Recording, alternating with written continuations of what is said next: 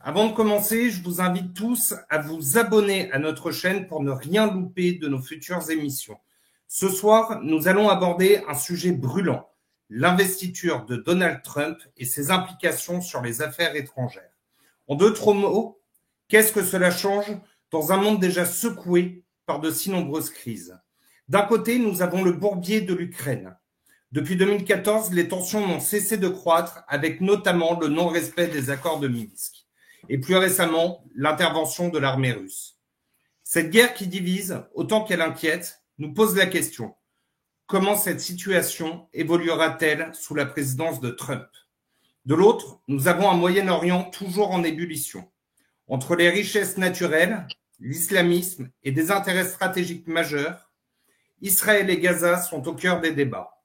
Nous parlerons de l'affrontement économique Chine-USA et des BRICS pour l'hégémonie mondiale. Nous nous demanderons ce que l'Amérique fera dans cette région sous l'administration Trump. On nous promet une politique isolationniste, mais est-ce réaliste? Peut-elle tenir dans un monde toujours plus globalisé et sous tension? Enfin, nous poserons une question essentielle pour nous, Français. Quelle place pour la France sur l'échiquier mondial? Et enfin, quelle pourrait être sa position dans un contexte où l'Union européenne vacille, voire s'effondre?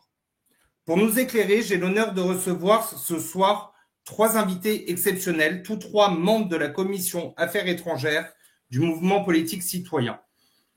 Laurent Arthur du Plessis n'est pas encore connecté, il va nous rejoindre. Je passe à Laurent Henninger, bonsoir. Bonsoir. Vous êtes historien et cofondateur du mouvement politique citoyen. Philippe Murer, bonsoir. Bonsoir Pierre. Vous êtes économiste et président du mouvement politique citoyen.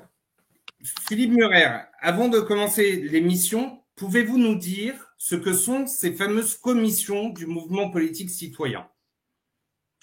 Alors, les commissions du mouvement politique citoyen, ce sont des groupes de travail sur les thèmes comme l'éducation, la santé, l'agriculture, la police, l'insécurité, où il y a souvent des professionnels qui travaillent avec nous. Ce sont soit des adhérents directement au mouvement politique citoyen qui nous ont envoyé des notes pour y participer, soit des personnalités résistantes qui sont illustrées dans le combat et qui nous ont rejoints donc en commission. Donc, ça permet de structurer le programme tout simplement et de co-construire le programme avec les adhérents.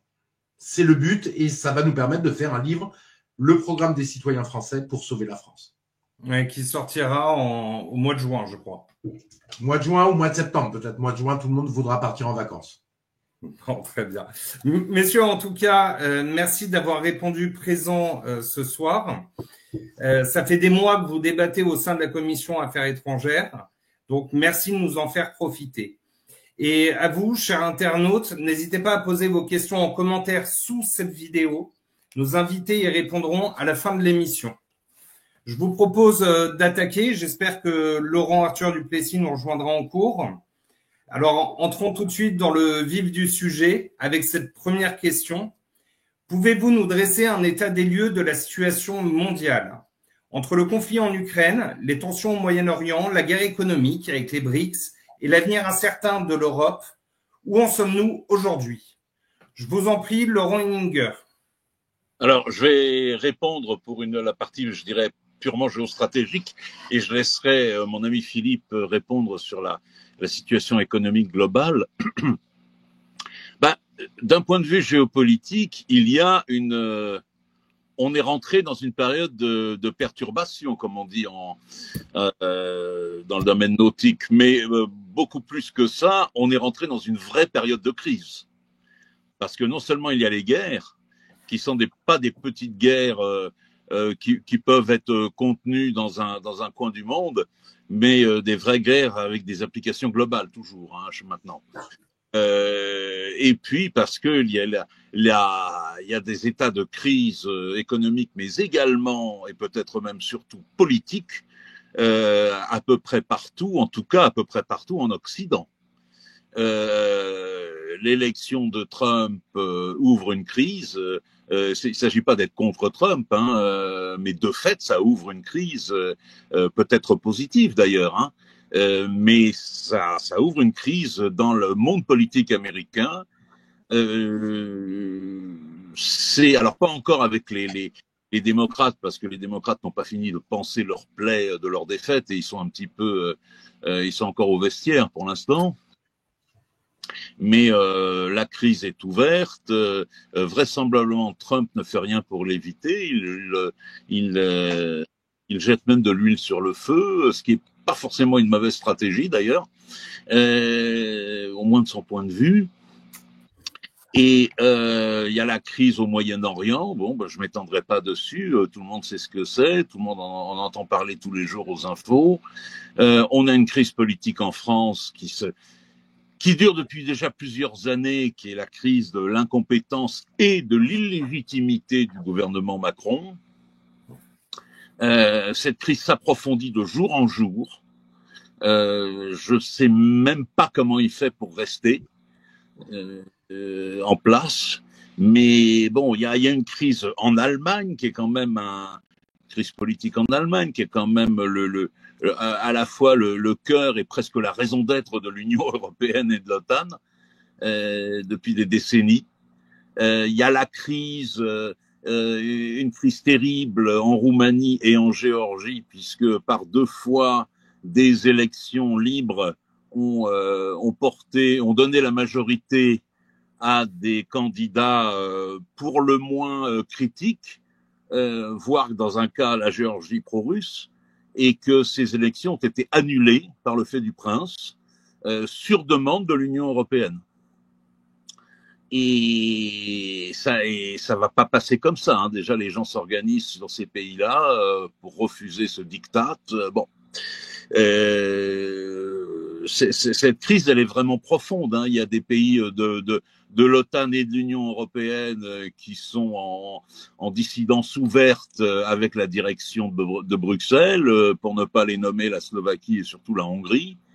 Enfin bon, les choses. En Angleterre, il y a une crise sociale et même, on peut dire, ethnique qui est en train de mûrir.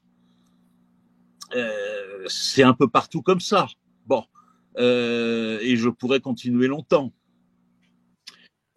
Donc, la guerre en Ukraine qui ne finit pas, mais en même temps, chaque jour qui passe, on voit le gouvernement ukrainien et l'armée ukrainienne qui s'effondrent toujours un peu plus, ainsi que les institutions du pays, la population qui commence tout doucement à gronder, mais bon, pour l'instant c'est très ténu. Hein. Ils osent pas encore gronder trop fort parce qu'ils restent malgré tout patriotes. Hein, ces braves gens. Je suis pas du tout un partisan du gouvernement Zelensky, mais je comprends en même temps le Monsieur tout le monde du peuple ukrainien qui veut défendre son pays. Bon. Enfin, c'est ce dont il a c'est le sentiment qu'il a de ce conflit. Mais de plus en plus de désertion dans l'armée, des choses comme ça va très mal. On ne sait pas comment ça peut se terminer. Et on ne sait pas non plus exactement ce que va faire Trump. Parce que même s'il impose un cessez-le-feu provisoire, ça ne sera pas une solution. Ça sera une solution peut-être à court terme, mais ça ne pourra pas aller bien loin. Ni dans le temps, ni dans l'espace. Donc, il a réussi à l'imposer déjà, ce cessez-le-feu au Moyen-Orient, avec libération d'otages, etc., ce qui a grandement calmé le jeu, ponctuellement. Mais là encore, c'est du ponctuel. Je ne méprise rien de ce genre. Ces décisions et ces actions sont tout à fait justes, tout à fait bienvenues, mais en même temps, je ne me fais pas d'illusions. Est-ce que ça sera suffisant ? Voilà, la situation est pas au beau fixe, hein, et elle n'est pas à l'apaisement globalement. Oui, vous dressez un tableau un peu noir de la situation.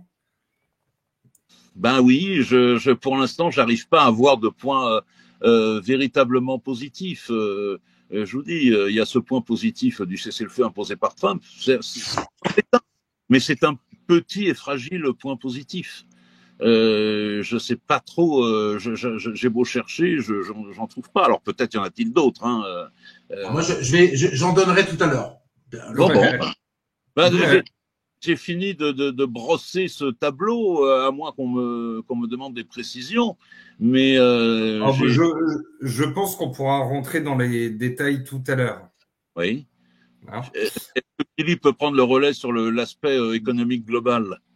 Non, mais Bien sur sûr, l'aspect mais- géopolitique, même. Donc, état des lieux des tensions internationales, bah, en fait, bon, je vais le faire plus prosaïquement, c'est-à-dire après 4 ans de Biden, en fait, l'inutile guerre en Ukraine et les sanctions qui ont été hyper violentes contre la Russie ont conduit tout simplement les rapports de force mondiaux à un affrontement larvé entre les États-Unis et les vassaux européens et les BRICS. Et en fait, pour moi, la guerre en Ukraine a cimenté quoi, les BRICS. Et c'est une donnée majeure qui va pas bouger facilement. Ça. Oui. Il faut bien se rappeler comment les BRICS sont nés. Ils sont nés c'est les USA qui ont imposé la mondialisation économique. Ils ont créé, depuis 40 ou 50 ans, ils ont créé leurs propres concurrents.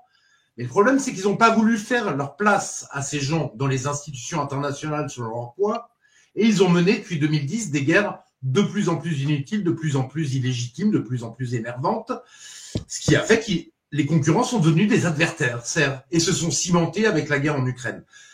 Donc tout ceci pour une mondialisation économique qui a engraissé quelques riches et qui a appauvri les peuples et les nations. Donc immense gâchis. Biden, le mondialiste, il laisse une Amérique affaiblie qui est contestée par les BRICS et un monde chaotique en voie de devenir multipolaire. C'est ce que tu dis, c'est très chaotique et difficile à structurer.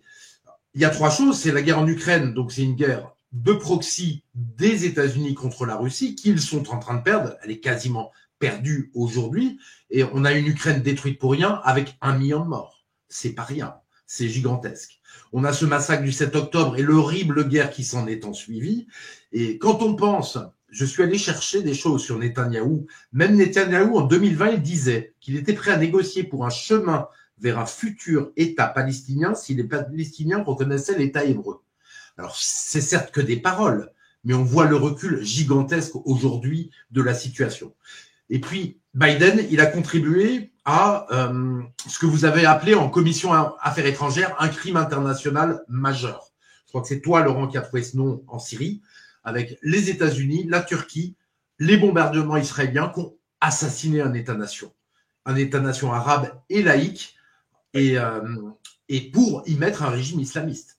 C'est gravissime, et si on n'aime pas Bachar el-Assad, je pense qu'il construisait quand même une nation laïque, et là on a mis un islamiste, un ancien de Daesh quand même, on est quand même chez les fous, un ancien de Daesh, et qui est au HTS, donc c'est tendance Al-Qaïda comme Al-Nusra, c'est le nouveau nom. Donc on a un pays sous la coupe de l'islamisme le plus radical, où le ministère de la Justice, il y a quelques années, lapidait et tuait plusieurs femmes accusées de prostitution. Donc la vie des femmes et des hommes en Syrie va être terrible, avec des risques de guerre civile totale. Donc l'assassinat d'un État-nation, c'est ce qu'il y a de pire. Et moi j'ai honte que le gouvernement français ait laissé faire ça. N'a rien fait pour empêcher. Je ne dis pas qu'on pouvait y arriver au moment où on pouvait essayer d'empêcher un tel crime, et l'État français s'en est réjoui, en totale contradiction avec la thèse de la France. Laïque arabe qu'on détruit après celui de Kadhafi, entre parenthèses. Tout à fait. Et après l'Irak aussi, le parti basse irakien aussi. Donc, tout à fait. Et mine de rien, ça fait 1 million de morts en Irak. Hein. La guerre et les sanctions américaines ont fait 1 million de morts. Quoi. Voilà, tout ça, c'est en totale contradiction avec l'ADN de la France. C'est là où on a mal, parce que la France est une puissance d'équilibre et de paix. On en parlera de ça, qui combat les effets de déstabilisation des empires, qui se bat pour l'équilibre du monde, très clairement, et pour la souveraineté des nations. Et tout ça depuis près de 800 ans. Voilà, donc on se retrouve vraiment avec les BRICS qui disent se battre pour un monde multipolaire de nations libres et souveraines, ce qui est tentant, hein, contre les USA et les vassaux européens. C'est la grande donnée des temps géopolitiques à venir. C'est vrai, je renchérirai là-dessus. Comme quoi j'étais d'humeur un peu trop sombre tout à l'heure. Les BRICS peuvent représenter un espoir. Je dis bien peuvent, parce qu'il faut pas non plus s'illusionner. C'est pas des anges, hein. Personne n'est un ange d'ailleurs en politique. Hein. Mais même si les BRICS peuvent éventuellement, tôt ou tard, nous décevoir, le fait qu'ils existent en tant que tels, de façon indirecte, ça affaiblit et ça fragilise la position impériale dominante. Donc, tout à fait. Et je me permets, Laurent, je vais dire quelque chose que ne disent pas les géopoliticiens, ce qui est normal. Les Américains ont essayé de dominer le monde de façon militaire, de façon assez insupportable. Par contre, les Chinois sont tout aussi insupportables en essayant de détruire les autres économiquement. Oui. Parce que les Chinois ont 1000 milliards de dollars d'excédent commercial sur le reste du monde. Et qu'est-ce qu'ils font? Ils déstabilisent les balances commerciales, les dettes extérieures et les industries du monde entier. Absolument. Dans un égoïsme le plus total. Donc la Chine et les États-Unis, en fait, c'est un peu le même combat, quoi, d'une certaine manière. Les Chinois, sachant qu'en plus, les Chinois ont une revanche à prendre sur l'Occident, sur les États-Unis, l'Angleterre, la France, c'est-à-dire la guerre de l'opium qu'ils n'ont pas digérée, où ils ont été soumis et humiliés. Et il y a dans l'inconscient chinois, parce que l'on dit beaucoup de gens qui sont partis en Chine, et même plus que dans le conscient, une volonté de revanche sur l'Occident. Oui. Mais alors, messieurs, aujourd'hui, Donald Trump à la Maison-Blanche. Donc, pour nous, Français, qu'est-ce que ça va changer d'un point de vue, d'une part, géopolitique? Assistons-nous au retour d'une politique isolationniste américaine ou au contraire à une expansion démesurée? Et plus largement, quid de l'impérialisme américain sous cette nouvelle administration? Laurent? Alors là, c'est difficile. D'abord parce qu'on n'a encore pas vu grand-chose, mais on a quand même vu 2-3 petites choses qui permettent de humer l'air. Je pense que l'élection de Trump, moi j'aurais été américain, j'aurais voté pour Trump, de toute façon, donc qu'on m'accuse pas d'être un anti-Trump, j'aurais voté pour Trump, ne serait-ce que pour voter contre les démocrates et Biden, enfin et le camp d'en face, ne serait-ce que pour ça, qui était une catastrophe. Trump, je pense qu'il va être positif aussi dans la vie intérieure américaine, ne serait-ce que d'un point de vue politique, social, sociétal même, intellectuel. Il va, je pense, faire une vraie contre-offensive intellectuelle et politique et idéologique contre le monde woke et ses différentes déclinaisons. Donc ça, c'est bien. Au niveau international, alors, il remue, il bouge beaucoup, il roule pas mal des mécaniques. Là aussi, ça peut être une stratégie ou une tactique tout à fait judicieuse. C'est pas, il y a aucun jugement de valeur quand je dis ça. Je pense pas qu'il ait l'intention de s'emparer par la force du Groenland, du Canada ou du canal de Panama comme il l'a laissé entendre. Bon, mais encore que après tout. Pour le Panama, c'est pas certain. Mais neutralité complète, isolationnisme complet, comme on a pu le connaître il y a très longtemps pour nous dans l'histoire américaine, c'est-à-dire, et ça remonte à avant la Seconde Guerre mondiale, quand je dis il y a très longtemps, la dernière fois qu'on avait vu ça, il y a une chance que ça se passe, mais c'est peu probable. L'Amérique est trop impliquée, ne serait-ce qu'économiquement et tout ça, elle a des pseudopodes partout, elle peut pas, je pense, comme ça, sur un claquement de doigts, se permettre de se replier totalement sur elle-même. Mais il a brandi la menace d'une sortie de l'OTAN. Là aussi, pour l'instant, je pense que c'est uniquement du roulage de mécanique. Comme dit il y a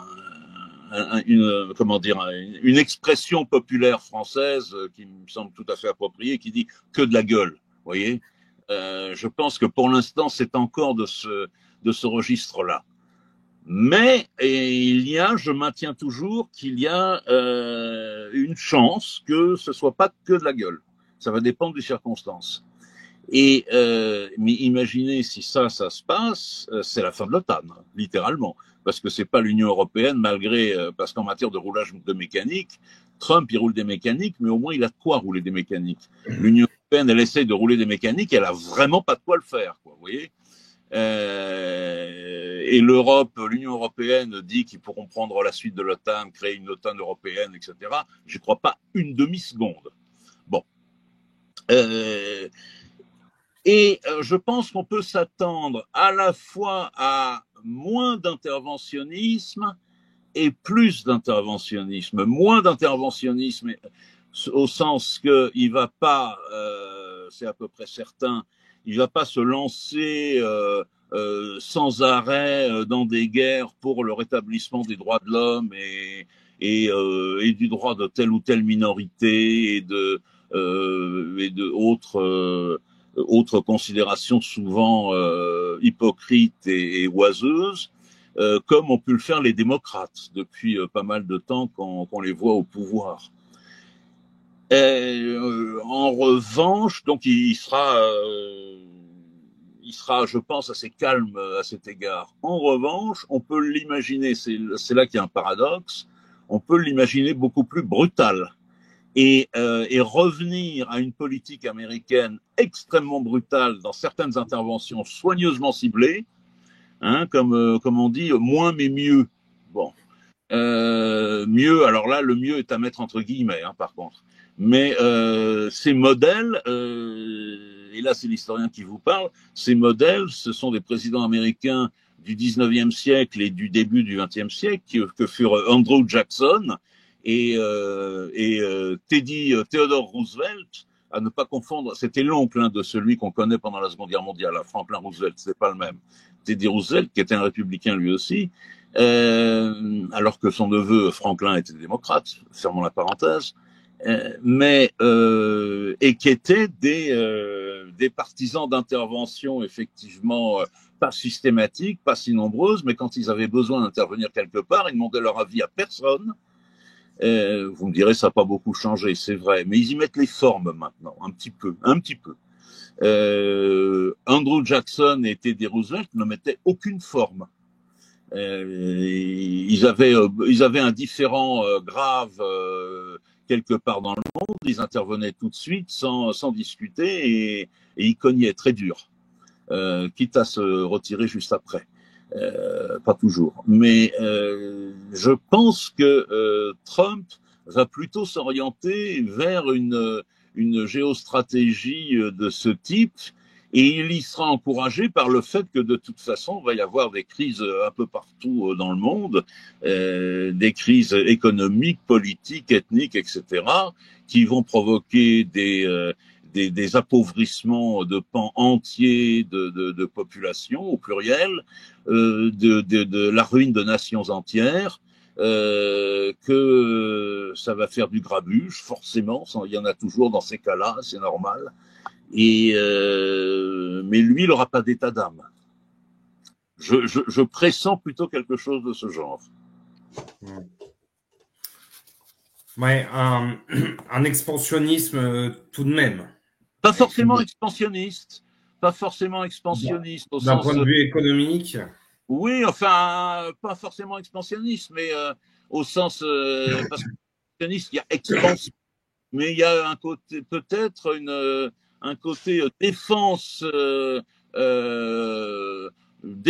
non complexée et brutale de mes intérêts à chaque fois que je perçois un demi-millimètre de menace. Un pays souverain en quelque sorte. Ah oui, pleinement, oui. Philippe Murer.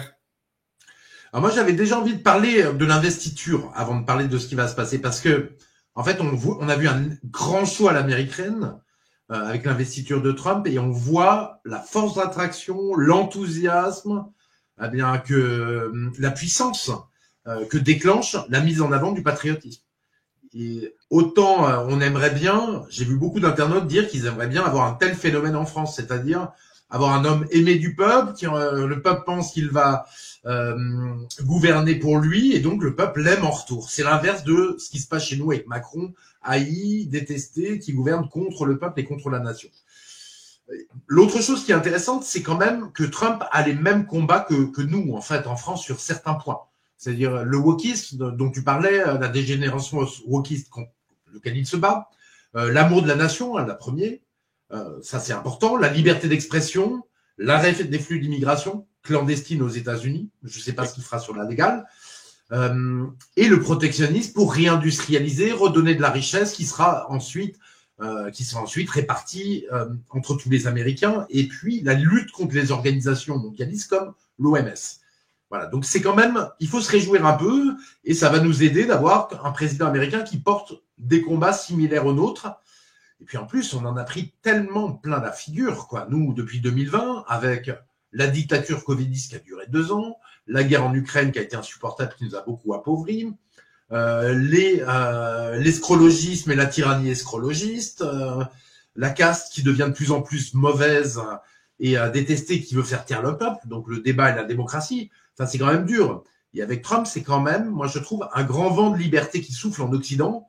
Et j'aurais préféré que ce vent soit français, hein. Malheureusement il est américain, mais en tout cas, profitons du vent dans les voiles pour faire avancer tous nos combats qui sont la libération de la France, de la caste qui nous pourrit la vie, et de cette caste incompétente dont tu parlais, Laurent, et aussi de l'Union européenne.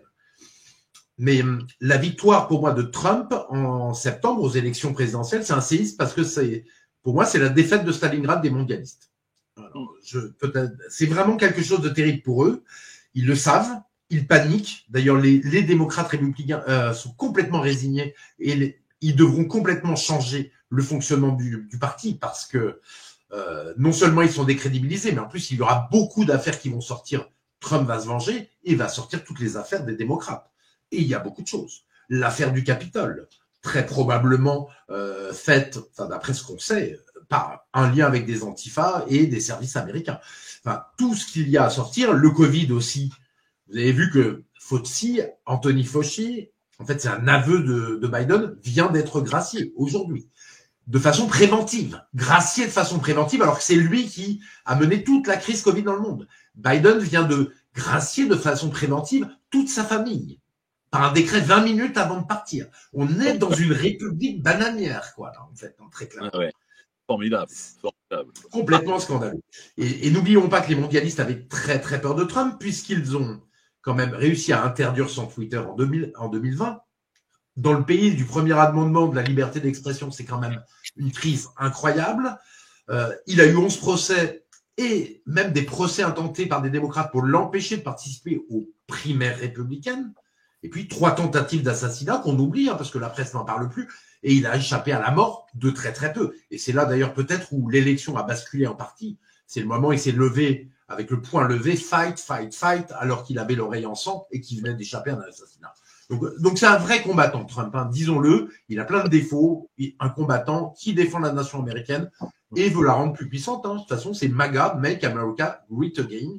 Il défendra les intérêts américains, mais pas les intérêts français. Hein. Il ne faut pas être coupablement naïf de ça. Toi, tu ne l'es pas, Laurent, je le sais, Pierre, mais certains sont un peu naïfs de cela.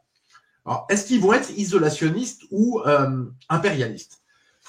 J'ai retravaillé un peu le sujet de l'histoire des États-Unis. En fait, on a l'idée où ils étaient isolationnistes. En fait, même au 19e siècle, dans les années 1830, 50, etc., déjà, les États-Unis faisaient la guerre un peu partout. Oui. En fait, je l'avais oublié. La conquête du Mexique, bon, ça on le sait, mais on l'oublie. Ils sont intervenus en Chine, ils sont intervenus au Japon, à Haïti, à Hawaï, aux Philippines aussi. Donc le peuple, il est peut-être isolationniste, je n'en sais rien, mais les élites américaines, elles sont le plus souvent guerrières. Hein. Et ça, c'est lié à la vision messianiste américaine, hein, la destinée manifeste qu'ils se perçoivent en tant que peuple, un peuple de pionniers, de conquérants finalement, un peuple élu qui, après être apte à dominer tout l'Ouest américain, finalement, se dit qu'il est apte à gouverner le monde. Alors, je vais chercher quelques indices pour savoir ce que va nous faire Trump. Les premiers indices, c'est déjà le premier mandat de Trump. Qu'est-ce qu'il a fait? Il a lutté contre la puissance économique chinoise hein, en imposant des droits de douane, et c'est le premier qu'il a fait en 2018, et ça a marché d'ailleurs. Et la deuxième chose, c'est que c'est le premier président depuis très longtemps à ne pas avoir déclenché de guerre. On sait que les Bush père et fils ont déclenché des guerres en Irak et en Afghanistan, Clinton au Kosovo, en Yougoslavie sur le sol européen. Et ça, les Européens n'y ont vu que du feu. Mais le colonel Jacques Hogarth, qui est en commission, est un spécialiste de ce sujet, puisqu'il a été là-bas et il raconte ce qu'il s'est passé. Voilà, Obama avec la Libye et la Syrie, hein, le prix Nobel de la paix. Deuxième point, Trump, il a quand même réussi à réconcilier Israël avec des États arabes, dont les Émirats arabes unis, avec les accords d'Abraham, Émirats arabes unis, Bahreïn, Maroc, etc. Donc ça, c'est un bon point. Il a toujours dit vouloir ramener les soldats américains à la maison, hein, et a commencé le déménagement d'Afghanistan et de Syrie. Il a même laissé un peu Poutine pacifier la Syrie, il a laissé faire, alors qu'il aurait pu empêcher et se battre sur le terrain. Donc, et il a répété hier ce qu'il avait dit chez Tucker Carlson en décembre, en novembre, je ne veux pas de guerre. Je ne veux pas de guerre, nous avons bombardé tout le Moyen-Orient, disait-il. Qu'avons-nous obtenu? Rien, si ce n'est un grand nombre de morts. Voilà, donc quand même, Trump n'est pas un grand guerrier, n'est pas un guerrier militaire, et ça, c'est important de le dire. Allô. Autre point, il a choisi Peter Hegseth comme ministre de la Défense. Cet ancien soldat, il veut rendre l'armée américaine virile pour que l'armée soit respectée. Finir avec l'armée LGBT de Biden qu'il avait commencé à rendre LGBT. Trump, il a choisi aussi Marco Rubio comme ministre des Affaires étrangères. C'est un autre indice. Donc, c'est un faucon anti-Chine. Voilà. Et il est très remonté contre la Chine. Donc, ça nous donne des choses dessus. L'impression que j'ai, c'est que Trump va jouer la paix par la force. Civis pacem parabellum, ça va être sans doute ce qu'il va faire. Si tu veux la paix, prépare la guerre, c'est-à-dire sois armé pour ne pas être envahi et avoir la paix. Donc, autre point, Trump, il est plus préparé, mieux déterminé, il a choisi des gens loyaux, donc il pourra mener une politique beaucoup plus sérieuse et il va essayer de façonner le visage de l'Amérique. Donc moi, mon point, c'est que je pense que Trump va pas se battre au niveau militaire, pas mener de guerre, il va devoir terminer une guerre, ce qui est très difficile. Il va devoir terminer une guerre que les États-Unis ont perdu contre l'ennemi archétypal, la Russie, depuis 1945. Et c'est pour ça, je pense, qu'il fait beaucoup de bluffs autour du Canada, etc., autour du Groenland. C'est pour faire oublier tout ça aussi. C'est pour déstabiliser tout le monde et faire oublier cet énorme échec de l'Amérique qu'il va devoir endosser. Moi, je pense que Trump il va essayer de rendre la nation américaine plus forte sur le plan économique, surtout. Il va essayer de rendre l'Amérique puissante et d'affaiblir la Chine. Après, il est imprévisible. C'est pas simple, il bluffe beaucoup, il manipule beaucoup. Très, très difficile. Donc, tout est ouvert. Mais moi, c'est mon hypothèse centrale. Et dans ce monde le multipolaire, finalement, qui s'ouvre, hein, eh bien, la France a tout intérêt à avoir un leader qui défend aussi ses intérêts de nation, comme Trump le fait, comme Poutine le fait, comme Xi Jinping et tous les pays du monde. Hein. Et il faut être hors de l'Union européenne pour ça. Et la France y gagnerait beaucoup, quoi. Elle pourrait, par exemple, rester alliée avec les États-Unis, tout en dialoguant avec les BRICS. De Gaulle avait fait ça. De Gaulle avait fait ça dans les années 60. Il était allié avec les États-Unis. Il a reconnu le premier, la Chine communiste, en tant que pays. De la même manière, il est allé dialoguer en pleine guerre froide pour prôner la détente il est allé dialoguer à Moscou, mais il a même coopéré avec la Russie sur la télévision, quand même, à l'époque, hein, entre le système français et le système russe. Donc et qu'est-ce que ça a fait? Ça a permis à la France d'être plus puissante, d'avoir plus de cartes dans son... Ah. Philippe, on vous a perdu. Il y a un problème technique, je pense. J'en profite pour accueillir Laurent Arthur Duplessis. Bonsoir. Oui, bonsoir. Excusez-moi pour mon retard. Je suis encore un peu néophyte sur mon iPad. Non, il y a aucun problème. Bonsoir Laurent Arthur Duplessis. Alors, vous êtes géopolitologue, ancien journaliste au Figaro Magazine. Oui. Vous êtes passé aujourd'hui dans la presse alternative, oui, notamment sur Radio Courtoisie et Géopolitique Profonde. Oui. Voilà. Alors, on a commencé l'émission il y a un peu plus d'une demi-heure. On a dressé, si vous voulez, un bilan de la situation internationale. Oui. Et on en est à la question, voilà, Trump aujourd'hui à la Maison-Blanche, qu'est-ce que ça change? Puis je vais laisser Philippe, qui vient de nous revenir, continuer. Et oui. je vous donne moi, j'avais terminé ce que j'avais à dire. La stratégie de la France, c'est ça. C'est redevenir une nation qui parle au monde entier, dialoguer avec les BRICS, rester allié des Américains comme on l'a toujours été, même si on a eu souvent quelques frictions, hein, parce qu'on est le monde français, un monde franc contre le monde anglo-saxon. Oui, bien sûr, bien sûr. Et on va parler tout à l'heure de la position que devrait avoir la France aujourd'hui dans ce monde. Laurent Arthur Duplessis, alors, outre le bilan, Trump à la Maison-Blanche, qu'est-ce que ça vous inspire? Oui, eh bien, alors, effectivement, c'est un très grand événement du point de vue, je dirais, des questions sociétales qui agitent l'Occident, puisque Trump se veut le héros été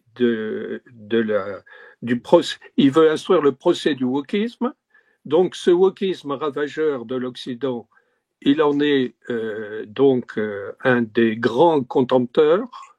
Ça, c'est sur le plan sociétal. Sur le plan des relations internationales, j'adhère parfaitement à ce qu'a dit Philippe à l'instant.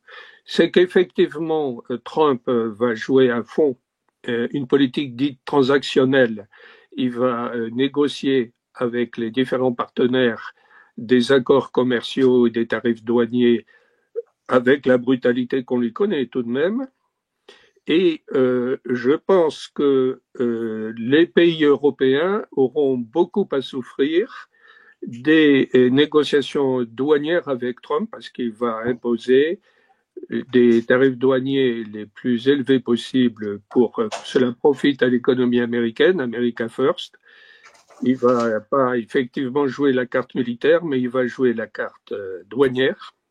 Son arme, c'est les droits de douane, c'est pas les armements militaires, même si par ailleurs, il ne va pas diminuer l'effort budgétaire de la défense nationale américaine, qui est à plus de 900 milliards de dollars actuellement. Il va pas, je dirais, diminuer donc cet effort de défense nationale, mais il va principalement jouer donc la carte transactionnelle, la carte douanière, la carte des négociations commerciales. Mais les pays d'Europe auront beaucoup à souffrir, je crois. Et on les voit d'ailleurs qui, en ordre dispersé, vont faire allégeance à Trump, ont commencé à faire allégeance avant même qu'il soit à la Maison-Blanche. Et je crois qu'en Europe, chacun va jouer sa carte de son côté, auprès de lui. Et je crois que Philippe a parfaitement raison. Il faut absolument un leader français qui soit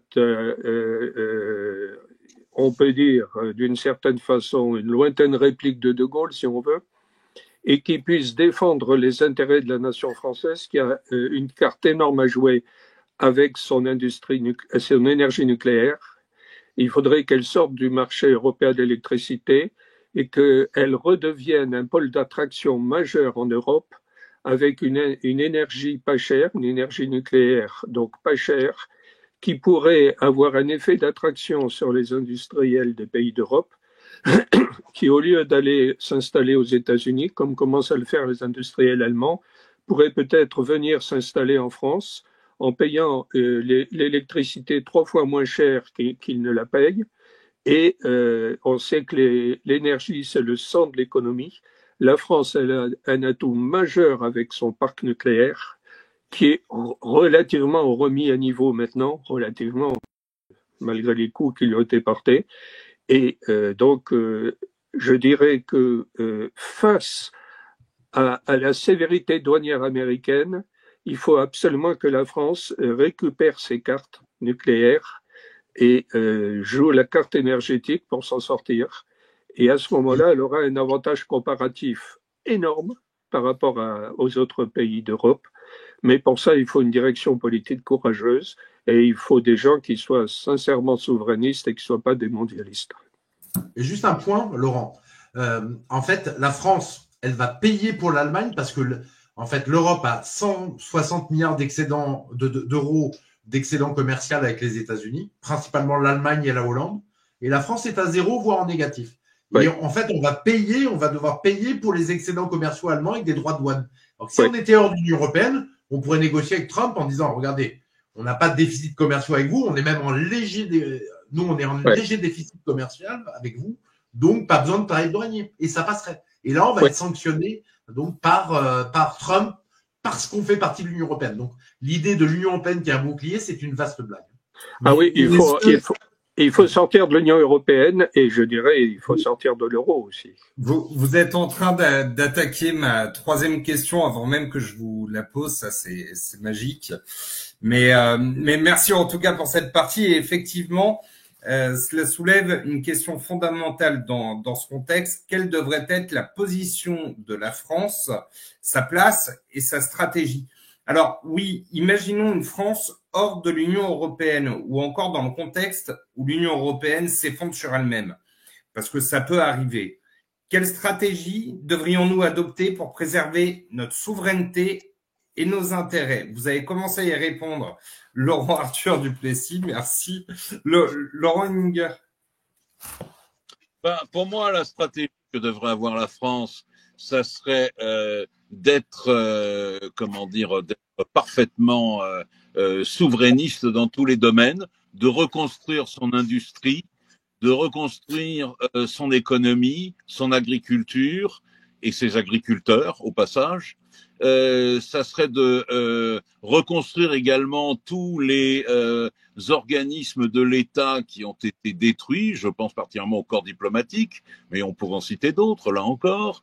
Ça serait de reconstruire l'éducation nationale, de reconstruire beaucoup de choses et de mener une politique internationale qui soit authentiquement westphalienne, c'est-à-dire avec des États-nations qui soient à statut d'égalité et qui négocient entre eux, c'est-à-dire un monde multipolaire qui est beaucoup moins dangereux et beaucoup moins belligérant qu'un monde mono ou bipolaire. Des choses comme ça, il y aurait beaucoup de choses à faire de ce point de vue-là. Hein. C'est pas les chantiers qui manquent. Voilà, pour l'instant, c'est les premières choses auxquelles je pense. D'ailleurs, peut-être pourrait-on songer au fait qu'on terrorise à longueur de journée et d'année le bon peuple en expliquant que sortir de l'euro, ce serait un cataclysme économique et financier pour la France. Ce serait un désastre pour le peuple français. Or, ça demande examen. Puisqu'en effet, sortir de l'euro, certes, il y aurait quelques turbulences, bien sûr, mais il y aurait aussi énormément d'avantages en contrepartie. Et le solde de cette sortie de l'euro ne serait pas forcément à court terme, j'entends. À moyen long terme, ce serait très positif, mais à court terme, je pense que ça serait quand même gérable. Philippe a sans doute un avis plus éclairé que moi là-dessus. Juste un mot, un gros problème aussi auquel on pourrait enfin s'attaquer si on sortait de l'Union européenne, c'est régler la question de l'immigration sauvage, même de l'immigration tout court, et mettre non pas un frein, mais un stop définitif à une forme d'invasion qui détruit le tissu social français et il ne s'agit pas de créer un apartheid ni de foutre tout le monde dehors, mais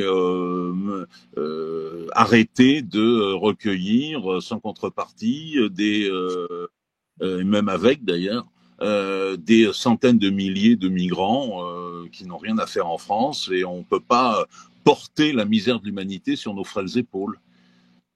Tout à fait. Alors, pour répondre à la sortie de l'euro, effectivement, c'est rester dans l'euro qui est une catastrophe aujourd'hui. Ouais. Qui crée des faillites d'entreprises comme on n'a jamais vu depuis la grande crise de 2008, c'est au-dessus de la grande crise financière de 2008. Ouais. Et les gens qui avaient de l'épargne ont perdu avec l'inflation 7 ou 8%. En fait, ils croyaient qu'ils allaient perdre dans la sortie de l'euro, c'est ce que leur dit la casse, mais leur casse leur ment tout le temps. Il faut arrêter d'écouter. Sortir de l'euro. Moi, j'avais fait l'étude avec Jacques Sapir pour Jean-Pierre Chevènement, pour Respublica, pour scénario de sortie de l'euro. On faisait une dévaluation, je crois, de 25% du franc, enfin plusieurs dévaluations. Ça faisait 3% d'inflation, mais ça créait beaucoup de croissance, 1 million d'emplois, parce qu'il faut bien comprendre que quand le franc se dévalue de 25%, il n'y a qu'une partie des produits qui sont importés, faible en fait par rapport à l'ensemble de l'économie française. Donc l'inflation est faible. Pour vous dire, les gens sont complètement, ils ne se rendent pas compte. Moi, j'ai vécu en 1994 la division par 2 de la lire. 1 mark valait 700 lires, c'est passé à 1 mark qui gagne 1400 lires. Est-ce que vous croyez qu'il y a eu de l'hyperinflation en Italie? Pas du tout, il y a eu 4-5% d'inflation. Elle a divisé par 2, ce qui ne sera pas le cas de la France. Hein. Divisé par 2 la monnaie. Voilà. Donc la France, ça sera 20-25%. Et derrière, bah, évidemment que ça permet de… Tous les produits faits en France s'exportent très facilement, notamment vers l'Allemagne, qui perdra 25% de compétitivité. Et tous les produits, par contre, allemands auront plus de mal à s'importer en France. On est gagnant à 100%. Et surtout, ce qu'il faut bien comprendre, c'est qu'à ce moment-là, même s'il y a un tout petit peu d'inflation, on peut réindexer les salaires sur les prix, le SMIC et d'autres salaires sur les prix pour compenser tout ça. Alors moi, ce qui me semble essentiel, la position de la France, c'est qu'il y a deux choses fondamentales qui vont se passer dans les années à venir.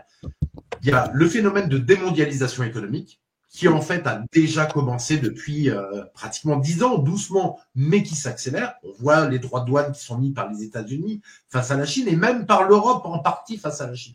Donc on est dans une démondialisation économique et c'est tout à l'avantage de la France pour pouvoir reconstruire son industrie, sa prospérité et se glisser dedans. L'autre phénomène, c'est l'affrontement pour la domination mondiale entre les États-Unis et les BRICS. Mais si vous voulez, il y a quelque chose de fondamental. C'est que pour moi, il n'y aura plus d'hégémone mondiale, c'est terminé. C'est-à-dire pour moi, l'hégémone mondial américain, il n'a plus les épaules pour le porter. Et d'ailleurs, les autres pays du monde ne lui obéissent pas. La Chine, la Russie et l'Inde, et elles se débrouillent très bien. Mais la Chine ne peut pas le porter. Et ça, c'est pour quelque chose que les gens ne savent pas parce qu'on en parle très très peu. C'est qu'en fait, ils ont un problème démographique gigantesque. Les Chinois ont arrêté la politique de l'enfant unique il y a plus de 10 ans. Et le taux de fécondité des femmes continue à plonger. Il est à 1 enfant par femme. Donc, il faudrait 2 enfants par femme. Ils sont à 1 enfant par femme. C'est gravissime. Donc, les Chinois vont avoir une baisse de 40% de la population en âge de travailler, donc les forces vives, dans les 25 prochaines années. On ne peut pas devenir l'empire mondial quand on a un problème de cet ordre. En plus de ça, ils sont très affaiblis économiquement, puisque je ne vais pas rentrer dans les détails, mais ils n'ont aucune croissance économique parce qu'ils sont dans une situation à la japonaise. Ils ont ce problème démographique en même temps que l'éclatement d'une bulle immobilière gigantesque gonflée à l'hélium en Chine. Et ils n'arrivent pas à s'en sortir. Les taux en Chine sont à 1,6%, 1,7% à 10 ans, ce qui signifie que les marchés financiers chinois parient sur un problème gravissime de croissance et de déflation. Donc la Chine, en fait, ne pourra jamais devenir l'empire économique, l'empire qui domine le monde. Les États-Unis ne peuvent plus être l'empire qui domine le monde. Donc, nous sommes dans un monde multipolaire là-dessus. Et la France a tout à jouer, justement, avec ce que disait Laurent, l'ordre vestalien, 2 nations libres et souveraines dans un ordre multipolaire. La France a tout à jouer là-dedans, puisque c'est son ADN, très clairement. Et si on accumule à la fois l'avantage économique de l'énergie nucléaire en sortant du marché européen d'électricité, plus la sortie de l'euro, on aurait à ce moment-là une compétitivité assez extraordinaire, en fait. Bien sûr, et puis quand on va se débarrasser des normes bureaucratiques européennes qui sont gigantesques, parce qu'il y a des traîtres à la nation qui disent que c'est les normes françaises qui sont le problème. J'ai été au Parlement européen, j'ai voté pour des normes européennes, je me renseignais, je ne savais pas pourquoi voter. Je veux dire, on me demandait s'il fallait 2 picogrammes de pesticides maximum ou 1,5 ou 0,3. Aucune idée, quoi, franchement. Aucune idée. L'empire des normes, c'est l'Union européenne et ça coûte très, très cher aux États, très clairement. Et une dernière chose que je voulais dire, en fait, je me demandais, et je vais vous demander de réagir et de me dire ce que vous en pensez. En fait, l'Union européenne, c'est un empire mou, c'est un empire bureaucratique de papier qui étend ses frontières sans arrêt. On en est maintenant à vouloir aller à l'Ukraine, qui sont très, très loin de chez nous et de notre histoire, et même à la Géorgie, qui est quasiment en Asie. Donc, pendant des siècles, l'Europe, elle était forte quand elle était en compétition et coopération avec des pays séparés.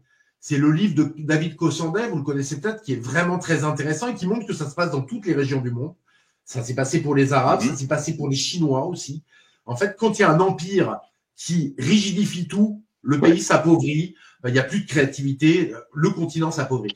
Quand l'Europe était éclatée entre différents petits pays ou moyens pays en compétition et en coopération, c'est là où il y a le plus de créativité, c'est là où s'est fait la civilisation européenne.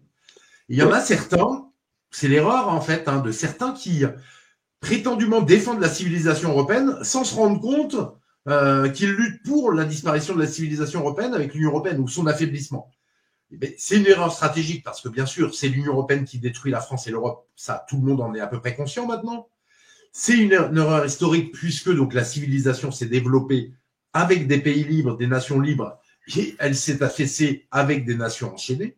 Et puis, ça me semble être un contresens, et c'est là où je vous parle en tant qu'historien, parce que c'est une trahison de ce qu'est la France, finalement. Parce que la France s'est, depuis Philippe le Bel, battue pour des nations libres et souveraines.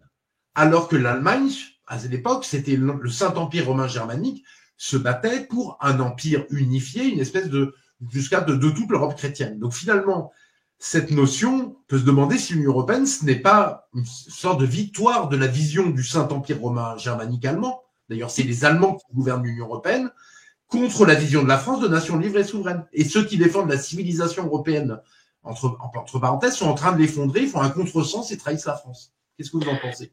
Oui, mais moi, je suis parfaitement d'accord. Ouais. Alors, on peut aussi d'ailleurs examiner le culte du gigantisme qui sévit depuis quelques décennies, où on nous a expliqué que pour faire pièce au gigantisme américain et au gigantisme chinois, il fallait un gigantisme européen. Moyennant quoi, que constate-t-on? C'est que la législation européenne interdit les grands regroupements industriels au nom de la défense du consommateur, et au fond, depuis que l'Union européenne verrouille la vie industrielle européenne, il n'y a plus de grands projets industriels qui aient vu le jour. C'était du temps du général de Gaulle et de l'Europe des nations que l'on a vu l'essor d'Airbus, la naissance et l'essor d'Airbus, d'Ariane et notamment. Et depuis que l'Union européenne verrouille tout, il n'y a plus de grandes créations industrielles de ce genre-là. Et d'autre part, on peut se demander dans quelle mesure le développement de l'informatique, de l'ordinateur, de la fibre optique, etc., ne donne pas aux primes aux nations de taille moyenne par rapport aux nations de taille gigantesque. Parce qu'en effet, le gigantisme de la taille perd de plus en plus de son sens quand on a la fluidité de circulation des informations par le numérique. Et on peut se demander même dans quelle mesure un pays comme la France n'a pas la taille optimale pour faire face à la polyphonie qui s'installe maintenant dans le monde. C'est vrai, et la Suisse se débrouille très bien, la Suède se débrouille très bien, la Norvège se débrouille très bien. C'est des pays de 8 millions d'habitants. Oui. C'est la preuve par l'exemple. Singapour, voilà. Oui.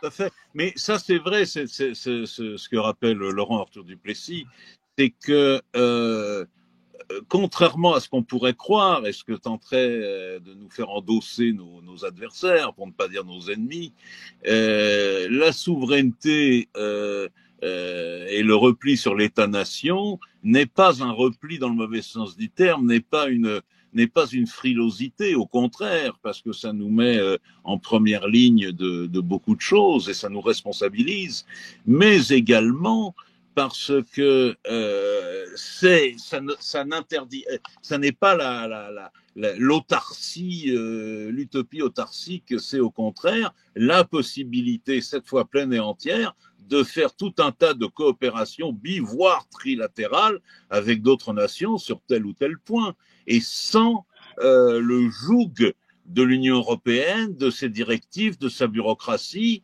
mais également de ses objectifs stratégiques.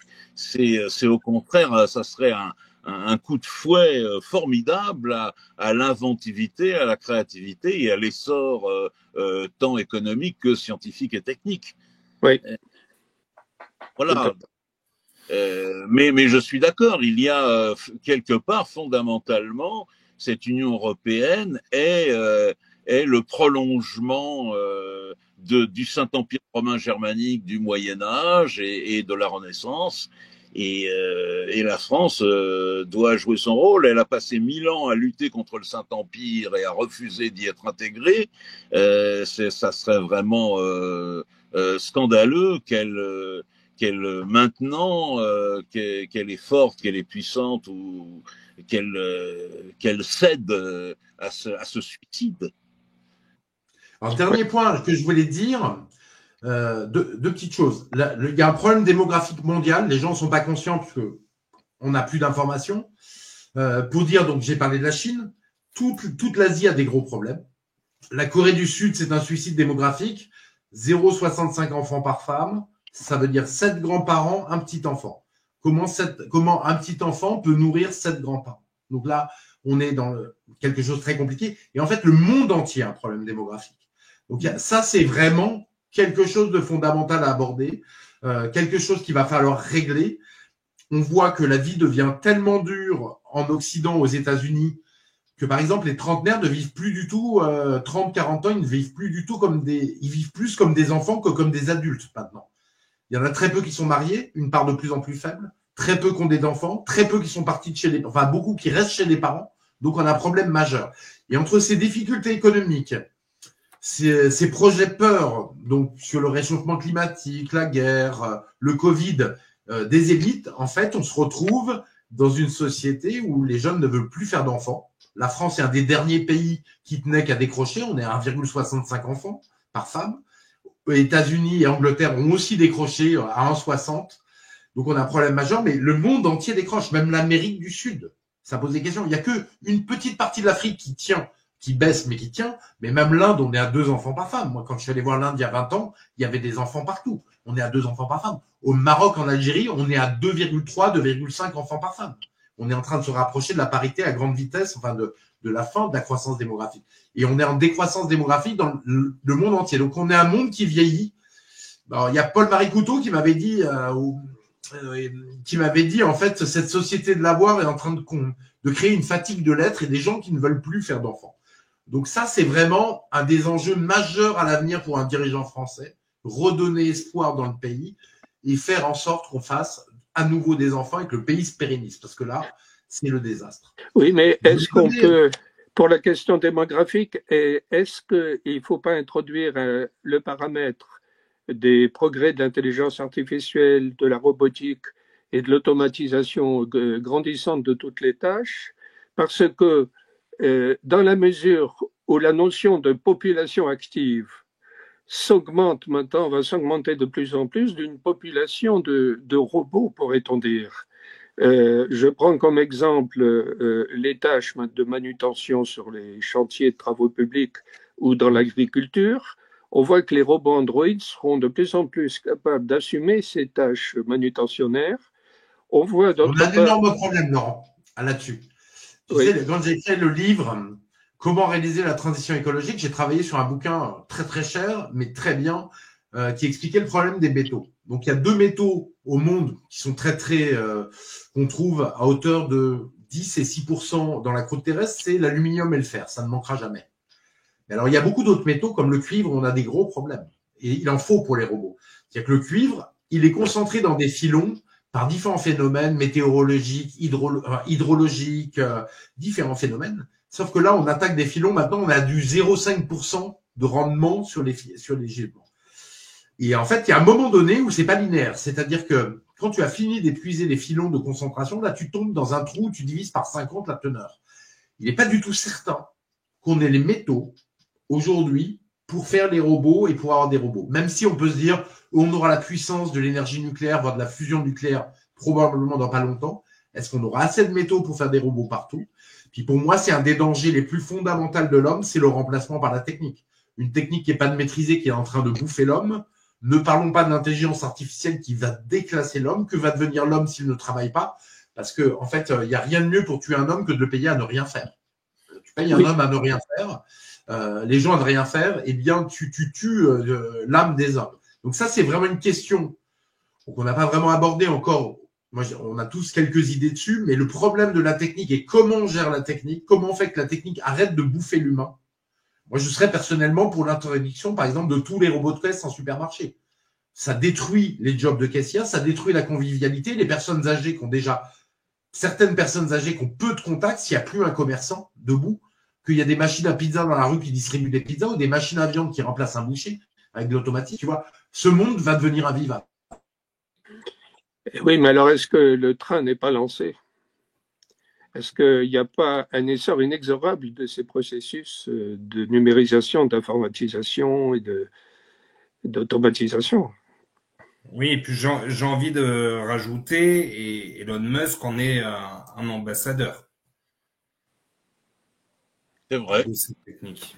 Non, le train est lancé, mais il n'est pas encore à pleine vitesse. Il n'est pas encore à pleine vitesse, donc il y a moyen de sauter dedans encore. Et de toute toute façon, on ne pourra pas l'arrêter pleinement. D'ailleurs, est-ce vraiment souhaitable? Sans doute non. Mais il ne s'agit pas non plus de revenir aux diligences. Mais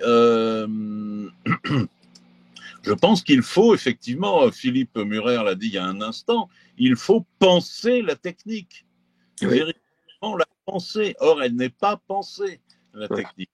Il n'y a pas de pensée stratégique de la technique, il y a une pensée tactique de la technique, oui, mais rien de plus. Il est temps de réintroduire ce qu'on appelait autrefois les humanités, et je pense tout particulièrement à 3 disciplines que sont l'histoire des techniques, la sociologie des techniques et la philosophie des techniques. Devraient être des matières obligatoires, non seulement pour tout le monde, mais en particulier pour les ingénieurs et les techniciens. A fortiori de haut niveau, par exemple. Mais ça, rien n'est fait. De même qu'il faudrait mettre en place d'authentiques, dans chaque État-nation, d'authentiques appareils, les moins bureaucratiques possibles, bien entendu, d'authentiques appareils de planification. Hein, et quand je dis Union soviétique, non, bien sûr que il y a bien d'autres écoles de planification, bien d'autres méthodes. La France du général de Gaulle dans les années 60, elle était planifiée. Le Japon hyper capitaliste des années 50, 60, 70 avait un grand ministère de la planification industrielle et économique. Donc, et puis, moi, je renvoie, il y a un très bon bouquin de Jacques Sapir qu'on a déjà cité tout à l'heure, qui est paru il y a 2 ou 3 ans, je ne sais plus, dans lequel il fait un bilan. C'est un bouquin d'histoire économique absolument intéressant sur l'histoire des différentes écoles de pensée en matière de planification. Et il a choisi délibérément de ne pas parler de l'école soviétique parce qu'il dit on la connaît trop, tout le monde parle que d'elle, c'est à la fois la référence et le repoussoir, et heureusement d'ailleurs. Et de toute façon, il a montré son incapacité et son incompétence, ce modèle-là, donc on peut le laisser tomber, mais il s'est penché sur tout un tas d'autres modèles, y compris de pays capitalistes, hein, et c'est un bouquin tout à fait passionnant. Je voulais conclure nos discussions, et après on prend les questions, je vous propose. Je vais conclure par votre travail en commission affaires étrangères, où vous avez défini donc quelle sera la politique étrangère idéale de la France. Donc c'est de dire que la France, elle redevient une puissance d'équilibre et de paix, pas le caniche des Américains. Pour être une puissance, il faut disposer d'une armée forte et d'une dissuasion nucléaire efficace. L'armée a été améliorée, bien sûr, pour pas être envahie. Elle refuse de s'affilier à un quelconque empire, hein, suivant sa tradition, donc ni l'Union européenne ni les États-Unis. Et elle défend ses intérêts en tant que nation, tout en essayant d'éviter les effets de déstabilisation mondiaux par les empires. Voilà, donc, et elle prône la construction donc d'un ordre international westphalien de nations libres, finalement, et souveraines. Finalement, le monde que veulent les BRICS, hein, de façon assez amusante. Complètement. Et elle n'entend se poser en ennemi de quiconque et fera donc jouer sa diplomatie pour proposer sa médiation. Et elle lancera enfin un dialogue avec l'organisation des BRICS parce qu'il faut parler à tout le monde et que c'est parfaitement légitime. Elle reste alliée des Américains tout en sortant du commandement intégré de l'OTAN, mais un allié indépendant, pas un vassal comme sous De Gaulle. Voilà. Et elle récupère sa souveraineté monétaire. Ah oui, toutes les souverainetés, de toute manière, sont nécessaires et la souveraineté monétaire de plus. Et ça nous donnera un rôle beaucoup plus fort puisque quand vous n'êtes pas complètement soumis aux États-Unis, vous êtes plus vassal, et bien à ce moment-là, les États-Unis sont obligés de vous écouter. Les États-Unis écoutaient beaucoup plus le général de Gaulle, qui n'était pas vassal, qu'elle écoute maintenant Macron, dont elle se fout complètement. Le général de Gaulle, je crois que c'est le premier voyage de Nixon à l'étranger, c'était auprès du général de Gaulle. Nixon quand on le voit décrit par le général de Gaulle, moi j'avais 5 ans à l'époque, hein, dans quelques années. Eh bien, en fait, c'était un homme assez intéressant et il avait pour figure le général de Gaulle, hein, quand même, Richard Nixon. Il avait pour figure, il lui a demandé avant de prendre au moment où il a pris le pouvoir, son expérience internationale, qu'est-ce qu'il lui avait à dire sur son expérience et sur sa vision des États-Unis. Donc, voilà. On a de la puissance quand on est indépendant et qu'on refuse de se soumettre. Sinon, on compte pour rien. C'est normal, hein, c'est comme dans la vie, quoi. C'est exactement comme dans la vie. La puissance tout le monde confond la puissance et le pouvoir, mais on confond également la puissance et les outils de la puissance. La puissance, c'est d'abord exister, c'est être et affirmer son être. Je parle en termes un peu philosophiques et un peu pompiers, mais je ne vois pas d'autre façon de l'exprimer. C'est affirmer son être au reste du monde. Pas forcément contre le reste du monde, d'ailleurs. De même que la puissance, ça n'est pas forcément d'aller systématiquement casser la gueule à son voisin. Ça peut l'être dans certains cas, quand il y a vraiment des problèmes très graves qu'on ne peut pas régler autrement. Oui, mais c'est pas ça. La puissance, c'est proposer un modèle que les autres ont envie de suivre d'eux-mêmes. C'est proposer des normes. Je me permets, Laurent. Le Maroc est l'exemple même de ça. Le Maroc est un pays qui réussit extrêmement bien, qui se développe au niveau agricole, en ayant repris d'ailleurs les méthodes gaullistes. D'ailleurs, ils amènent de l'eau des montagnes vers les plaines. Donc les endroits qu'on traverse, qui étaient des déserts, sont devenus des champs d'oliviers, qui nous vendent ensuite dans nos boutiques. Ils ont une industrie aussi dans le nord qui est assez moderne. Ils ont réussi à se débrouiller. Et en fait, avec leurs 30 et quelques millions d'habitants, ils sont en train de devenir une des premières puissances d'Afrique. Voilà, une des 3 premières puissances d'Afrique. Voilà. Parce qu'ils ont cette volonté, ils ont une stratégie et ils ont la volonté d'exister, comme tu le dis. Donc, c'est exactement le bon exemple à dire. Exact, tout à fait. Ouais. C'est-à-dire qu'en fait, il faut reprendre le schéma gaullien de la politique étrangère de la Ve République des années 60, en fait. On a cet exemple-là, c'est une chance. On peut la suivre. Ouais. En tout cas, messieurs, merci beaucoup. Mais juste avant de passer aux questions des internautes, j'ai une question qui nécessite une réponse rapide, mais très concrètement, Trump à la Maison-Blanche, est-ce que ça va changer quelque chose à notre quotidien, nous, Français? Alors moi, je vais répondre rapidement. Oui, en termes économiques, il va y avoir probablement des droits douanes vers l'Europe. Ça va encore pénaliser l'industrie européenne. Et là, on va tomber dans l'appauvrissement encore supplémentaire, encore plus dur, la peur, des élites qui vont être encore plus pénibles avec le peuple comme on le voit aujourd'hui. Donc, ça va être une situation dramatique. C'est pour ça que c'est tellement terrible que je suis persuadé que les Français, là, sont au fond de la piscine et ils vont résister parce que ce destin est trop dramatique. Ils vont résister, mais à eux maintenant de choisir des politiques qui les aiment et qui aiment la France au lieu de choisir des gens qui n'aiment pas la France et qui leur clament que l'amour de l'Union européenne. Je crois que c'est assez clair. Il est vrai que l'histoire de la France montre que ce pays a le génie de la résurrection quand il est au fond du trou. Et je dirais qu'il y a une certaine ressemblance entre l'âme française et l'âme russe de ce point de vue-là. Dans les deux cas, ce sont des peuples qui se transcendent, qui se dépassent et qui font des miracles quand ils sont dans des situations d'urgence vitale. On l'a vu avec la Russie de la Deuxième Guerre mondiale. Ils ont fait des prodiges industriels qui ont stupéfié leurs ennemis allemands et un peu tout le monde. On voit que les Français, dans les périodes cruciales de leur histoire, font tout d'un coup des rebondissements, des sursauts absolument éblouissants. Et je crois que là, on est au seuil d'une situation comme celle-là. Oui, mais en fin de compte, c'est pas un Trump à la française qu'il nous faudrait, c'est une Jeanne d'Arc. Oui, on peut dire ça, oui. Bon, en tout cas, enfin, on pourrait prendre une figure contemporaine, il nous faudrait une sorte de nouveau De Gaulle, en quelque sorte. Ouais, j'avais bien noté ça. Je vous propose de passer maintenant aux questions des internautes. Il y en a beaucoup. Je suis vraiment navré. Je vais pas pouvoir vous les poser toutes.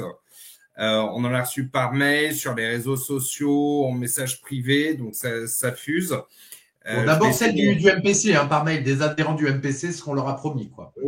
Aussi, donc j'en ai sélectionné un peu partout. Et en revanche, j'invite vraiment les internautes à débattre sur nos réseaux sociaux, sous la vidéo. On essaiera d'y répondre. On prendra le temps de regarder, d'essayer de répondre à tout le monde de manière concise. J'ai une première question, mais une question de François Xavier. La présidente de la Banque Centrale Européenne, Madame Christine Lagarde, pour empêcher une guerre entre l'Europe et les États-Unis de Trump a appelé les membres de l'Union européenne, donc la France, à acheter des équipements militaires américains. En quoi conforter les industriels américains au détriment des industriels français contiendrait l'inflation, demande François-Xavier. Est-ce acceptable pour un parti souverainiste? Quelle est la position de Philippe Murer? Alors, effectivement, je le découvre parce que j'avais même pas lu ce truc. Je découvre, ça n'a aucun sens, hein. En termes inflationnistes, ça n'a pas de sens, quoi. Mais c'est vrai que c'est scandaleux. C'est pas une blague, hein. C'est pas une blague. Je l'avais raté. C'est dans la Tribune. Acheter des équipements militaires américains pour empêcher une guerre commerciale contre l'Europe et les États-Unis. Vous voyez comme ils sont courageux.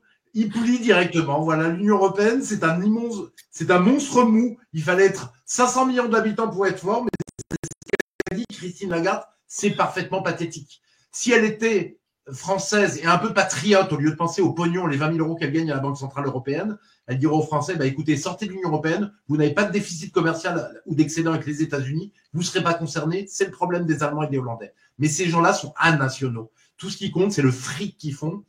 Ils sont pro-européens et ça les arrange tellement parce que comme ça, ils gagnent plus d'argent. D'ailleurs, on a vu Thierry Breton, commissaire au marché intérieur, parler et donner la leçon aux Français et le lendemain, finir à la Bank of America, donc banque américaine extrêmement puissante, pour vendre son carnet d'adresses. Ces gens-là sont pathétiques. Non, mais c'est de la soumission, hein, comme on en rencontre peu dans l'histoire. Hein. La dernière fois qu'un gouvernement aussi soumis, c'était Vichy, l'Allemagne demandait au gouvernement de Vichy des quotas de juifs à leur fournir pour les déporter, et le gouvernement de Vichy répondait en donnant plus que ce qu'avait demandé. C'est à peu près du même ordre, hein, là. Hein. C'est abominable, abominable. Et puis alors, il y a une fascination des élites françaises et européennes, économiques, politiques, universitaires, etc., pour les États-Unis. Ouais. Christine Lagarde, elle a travaillé, je crois, presque 20 ans dans un grand cabinet juridique américain. Et en réalité, elle est éblouie par la société, le système américain. Je dirais, elle est américaine. Bien sûr. Elle est américaine. Cet éblouissement pour l'Amérique, il a commencé au sortir de la Seconde Guerre mondiale. Hein, oui, oui. Il y avait des prémices déjà dans l'entre-deux-guerres, des prémices culturelles dans l'entre-deux-guerres déjà, mais alors là, ça a explosé après 1945. C'est ça. Mais je sais pas, là encore, je manque de mots pour définir ça, mais à ce point-là, oui, c'est l'anti-France, quoi. C'est véritablement, c'est anti-patriote. Ça fait un peu penser à ces Gaulois, ces Gallo-Romains qui allaient à Rome et qui en revenaient éblouis et qui, au fond, étaient devenus des citoyens romains, quoi. Oui, la Rome d'aujourd'hui, c'est Washington, c'est New York, c'est l'Empire américain. C'est ça. Oui. Et en plus, ils sont ce qui est pathétique, c'est qu'ils sont souvent en concurrence les uns avec les autres, déjà en tant qu'individus, mais en plus de pays à pays. C'est-à-dire qu'ils savent que pendant des décennies, les deux bons élèves, les deux principaux vassaux de l'Amérique, c'était en Europe, c'était l'Allemagne et la Grande-Bretagne, et ils se disent, eh ben nous, on va essayer de faire mieux que les Anglais ou les Allemands à la grande époque. Très, très, très bien, Laurent. Merci beaucoup. On va essayer de répondre rapidement pour traiter un maximum de questions. Mais bon, cette première question nous a mis tout de suite dans le bain. Et malheureusement, je suis pas sûr que ça suffise à réveiller les Français sur la situation et à ouvrir le débat sur une sortie de l'Union européenne. Mais bon, j'ai une question de Sylvain à laquelle, a priori, vous avez déjà répondu. Mais laissez-moi vous la dire. Quelles sont les retombées positives que l'on pourrait attendre pour la France? Alors, je précise que Sylvain est agriculteur. Alors, qu'en est-il de ce secteur? Laurent Arthur Duplessis. Non ? Moi, si je me permets, pas beaucoup de retombées positives pour l'agriculture française. Hein. De toute manière, là, on fonce vers le suicide, la destruction de 2 fois plus de paysans dans 10 ans. Donc, et c'est pas l'Amérique qui va nous amener quoi que ce soit de positif pour nous. Donc, malheureusement, non. Le truc positif, il est symbolique. Il est que dans nos combats contre le wokisme, les flux d'immigration massifs et tout l'amour de la nation, on sera porté quand même par l'Amérique de Trump. Et ça sera positif. Et les élites, entre guillemets, la caste française va être tellement détestable qu'elle sera de plus en plus détestée. Donc ça, c'est positif, quoi. Et puis alors, il y a peut-être un biais indirect, en plus de ce que vient de dire Philippe, auquel j'adhère tout à fait. C'est que, vous savez, Kissinger disait lorsqu'on est ennemi des États-Unis, c'est dangereux, mais lorsqu'on est leur ami, c'est mortel. Or, il y a encore dans la psyché collective l'idée que l'ami américain est justement une puissance bienveillante et protectrice.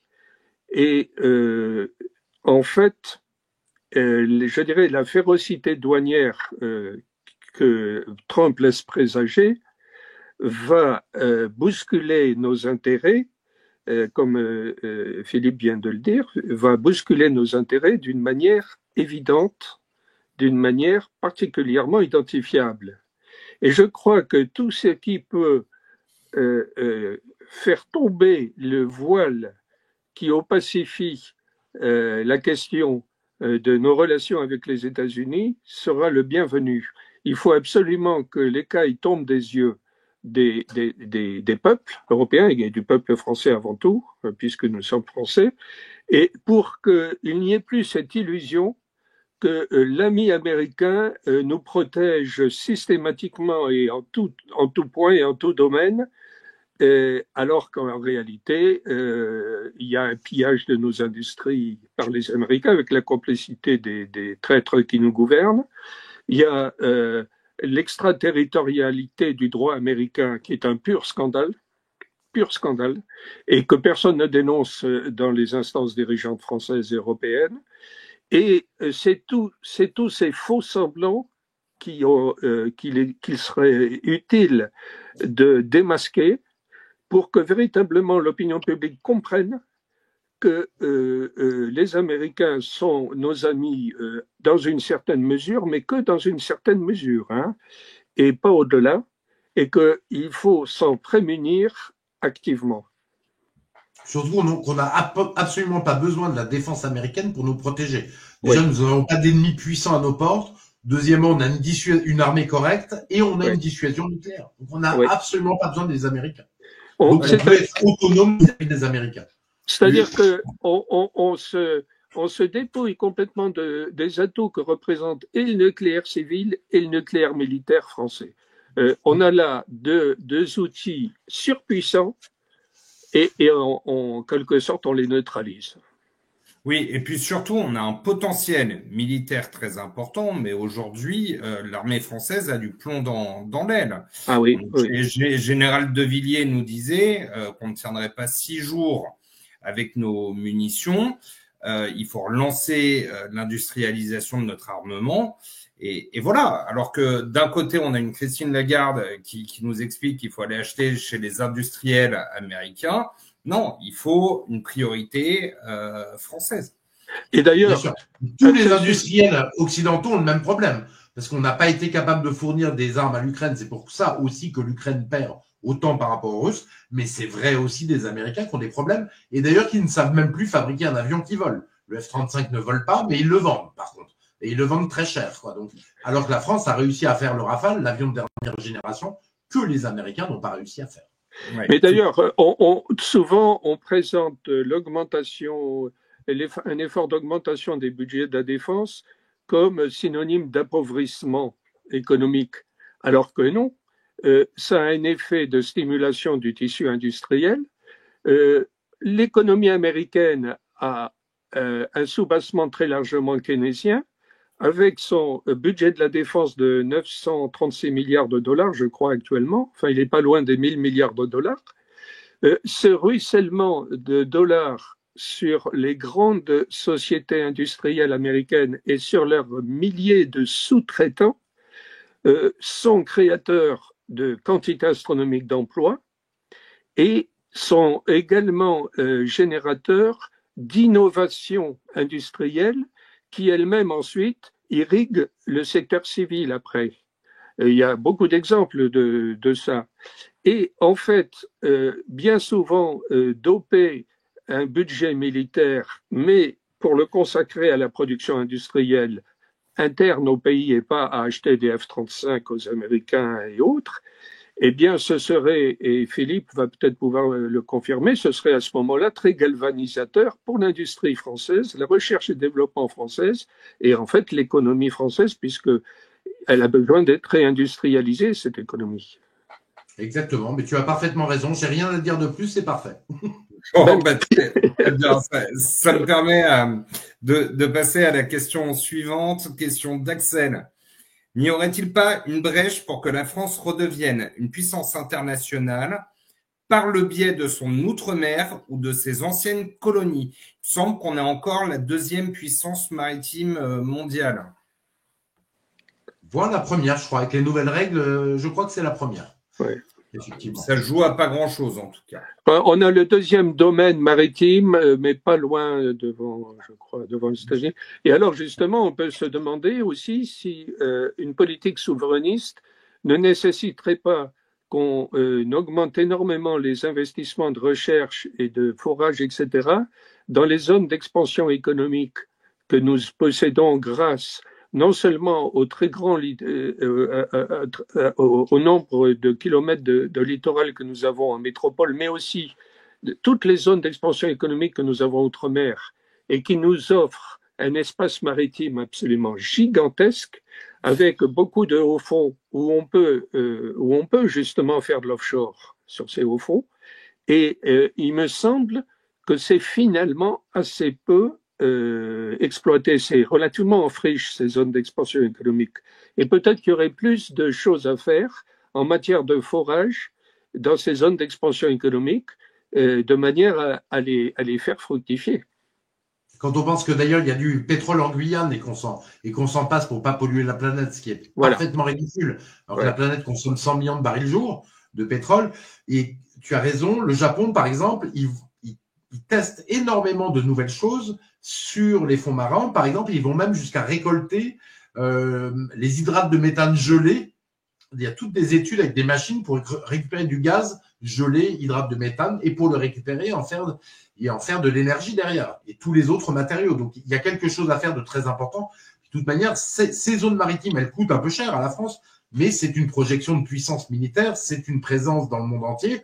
Mais encore, faut-il être capable de virer l'Azerbaïdjan, de Nouméa et de Nouvelle-Calédonie. Ce que ces crétins de Macron et compagnie sont incapables de faire. L'Azerbaïdjan arrive à avoir de l'influence négative pour la France, quoi. Les gens croient que ce ne sont que des corrompus, mais c'est aussi des gens parfaitement incompétents. À force de nommer de toute manière des gens médiocres et corrompus, eh bien, vous finissez par avoir toute une élite, une caste dirigeante qui est complètement nulle, hein, vraiment, qui est incapable ils ne savent rien faire, ces gens-là. Rien. Oui, et puis on nous explique aussi qu'exploiter nos ressources naturelles, vous avez parlé de la Guyane, vous avez parlé du pétrole, j'ai envie de vous parler aussi de l'or, en nous disant que c'est pas écolo, comme si les orpailleurs aujourd'hui en Guyane étaient écolos. Non, nous on pourrait faire quelque chose de beaucoup plus proche, de plus propre, en rénovant des infrastructures, en faisant les choses de manière écolo, j'ai envie de vous dire, et voilà, exploiter notre or. Aujourd'hui, je crois que notre réserve d'or est quasiment vide. Bah, exploitons notre sol. Non, on a des réserves d'or importantes, même si Sarkozy en a vendu 400 tonnes. Oui. 6 fois moins cher que ce que ça vaut aujourd'hui. Il nous a coûté une fortune, le nain Sarkozy. Mais on a quand même des grosses réserves d'or. On a parmi les plus grosses réserves d'or du monde, quand même. Oui, mais qui sont délocalisés aussi aux États-Unis pour une partie. Je crois pas. Mais par contre, non, en revanche, ce qu'il y a, c'est que ils ont donné le droit à JP Morgan de tripatouiller ça pour faire des prêts emprunts d'or. Ouais, et ça, c'est une connerie monumentale qu'il faut annuler dès que tu arrives au pouvoir. Hein. Tu rompes les contrats, c'est clair. Alors, il y a aussi un thème qu'on a... C'est incontestable que la France, là, avec cette crise, parce que la crise, c'est à la fois des effets positifs, hein, ce que j'expliquais au début, des effets négatifs, mais c'est aussi des effets positifs. C'est que de fait, oui, en effet, des tonnes d'opportunités s'ouvrent. des tonnes d'opportunités et dans tous les domaines. Oui, il faut s'engouffrer dedans. Je serais plus sceptique pour l'outre-mer parce que à la fois tout ce que vous avez cité est vrai sur les richesses de cette zone économique exclusive, de ce territoire maritime et tout ça, c'est très juste. Mais il faudrait gérer les populations un peu plus intelligemment. Enfin. Parce que ça peut poser problème aussi. Hein. Et c'est toujours les gens qui veulent subvertir la France dans ce domaine-là, ont systématiquement joué la carte des populations locales contre nous. Alors, messieurs, pardon, je vous interromps parce qu'il nous reste un quart d'heure d'émission en direct. Je vais vous demander de répondre un peu plus brièvement parce que là, on a traité 3 questions. Pardon. Laurent Arthur Duplessis, vous vouliez conclure ? Oui.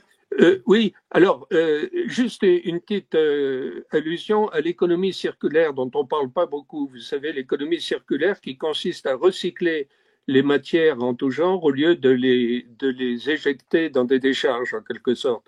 Et là, il y a un gisement de productivité et de souveraineté phénoménal dans l'économie circulaire. Et dans nos milieux, on n'en parle pas beaucoup de cette économie circulaire. En fait, en France, elle est très très peu connue. Et je crois que c'est un gisement de souveraineté énorme, de souveraineté économique et donc sachant qu'on le fait pour le cuivre et quelques autres métaux, on récupère 80% du cuivre. Donc on n'a besoin de réinjecter que 20%, mais c'est vrai qu'il y a un gros travail à faire là-dessus, oui. Mais sans bureaucratiser et sans poser de problème à toutes les entreprises. Donc il faut trouver quelque chose. Exactement. Non, ça peut être une source de profit pour les entreprises. Bien sûr, tout à fait. C'est très intéressant. Question de Stéphane. Sachant que les États-Unis considèrent la France et l'Europe en général comme un vassal, faut-il attendre un changement de cette attitude avec le président Trump? Doit-on s'attendre à un changement de vassaux vers des gouvernements plus patriotes, entre guillemets, mais toujours aussi soumis? Je pense que Stéphane fait référence à l'éjection de Trudeau et peut-être d'autres à venir, remplacés peut-être par des dirigeants plus patriotes, mais qui resteraient soumis. Voilà, qu'en pensez-vous? Moi, je pense que Trump ne se soucie pas beaucoup du destin des pays d'Europe ou d'ailleurs. C'est America First, ce qui est parfaitement légitime puisqu'il est président des États-Unis. Mais ça sera... Mais je dirais, pour reprendre une expression triviale, ce sera à chacun sa merde. Donc, je crois que la France devra prendre en main son destin vigoureusement, je dirais virilement et de manière déterminée, et ne pas compter sur une quelconque forme d'altruisme de la part de Trump. Les Américains n'en ont jamais fait. Pendant la guerre d'Algérie, ils ont soutenu le FLN puis l'OAS. Ouais. Donc, ils étaient ravis. En revanche, la puissance était beaucoup moins toxique, puisqu'à un moment donné, en 58, quand il y a la grande crise de régime, ils sont plutôt en soutien de Gaulle qu'autre chose. On le sait par les archives d'Éric Branca. Ils se sont dit, non, mais là, la France est trop mal en termes politiques. Il faut absolument qu'on l'aide un petit peu. Et donc, ils ont un peu soutenu l'arrivée de Gaulle au pouvoir. Ils le regrettaient après. Voilà. Et ils lui ont fait payer cher après. C'est ça. Alors, vous parlez de l'Algérie. J'ai une question qui concerne le Maghreb. Les pays du Maghreb vont être en première ligne du déferlement migratoire venant du Sud. Serait-il plus judicieux pour la France de tisser des coopérations avec eux? Et une autre question induite, faut-il rompre avec l'Algérie? Alors, les pays du Maghreb, oui, moi ça me rend triste. Quand je vais au Maroc et Plage Al Maefna, je vois plein de populations noires arriver. En fait, ça doit faire un peu ce que voient les étrangers quand ils arrivent en France. En fait, pour moi, le Maroc est en train de changer de visage, quoi. Bon, même si ça reste léger, il y a beaucoup de révoltes contre l'immigration africaine. Bon, je crois que c'est à eux de gérer. Chaque pays doit gérer. Le mieux, c'est que chaque pays gère. C'est-à-dire que, imaginez par exemple, si des migrants arrivent par la Grèce, si chaque pays gère ses frontières, il faut que le migrant, pour arriver en France, il traverse 5 frontières. Et ben, c'est 5 fois plus efficace, quoi. Voilà ce que j'ai à dire. Donc, chaque pays gère au mieux son immigration. C'est comme ça qu'on le fait le mieux possible. Qui veut répondre à la question sur l'Algérie? Moi, je crois que je suis né en Algérie, alors je m'intéresse un peu au sujet. En 52, je suis né en Algérie et j'y ai vécu jusqu'en 62 dans le bled.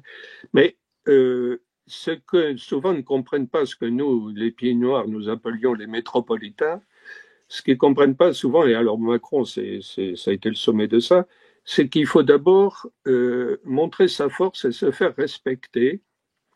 Et sinon, eh bien, on encourt le mépris et les rapports sont faussés. Ça devient des rapports dominants-dominés, la France étant dominée et l'Algérie étant dominante. Et en plus, ce spectacle est offert en pâture à l'opinion publique algérienne pour détourner son attention des échecs économiques algériens. Donc, un gouvernement patriotique se doit de poser les termes de l'échange avec Alger d'une manière puissante, d'une manière affirmée. Je dirais que là-dessus, le passé gaulliste est assez toxique parce que De Gaulle voulait se débarrasser en vitesse de l'Algérie, ce que je comprends parfaitement bien parce que c'était un boulet. Mais en même temps, il leur a tout donné, tout lâché avec les accords d'Évian et puis ensuite les accords de 1968.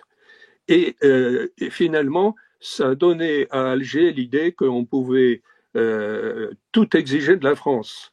Et il n'y a rien de plus toxique que ça. Il faut affirmer une fierté, une identité nationale française et rebaser le dialogue avec l'Algérie sur des bases saines. Et un petit point, il faut revenir sur les accords de 1968 qui ont absolument d'être. Il faut les déchirer. En fait, il suffit que la France dise « je les déchire », point. Un traité, je ne le respecte plus. Et deuxième point, mais c'est vrai avec l'Algérie comme avec tous les pays, tant que les pays ne reprennent pas tous leurs ressortissants d'origine, on coupe les flux de retraite vers l'Algérie, le Western Union, les flux d'argent vers l'Algérie. On coupe tous les visas de l'Algérie vers la France, tous les flux d'étudiants d'Algérie vers la France. Donc, terminé. Je veux dire, en 2 jours, le problème est réglé. Et on verra à ce moment-là que le dialogue s'améliore beaucoup.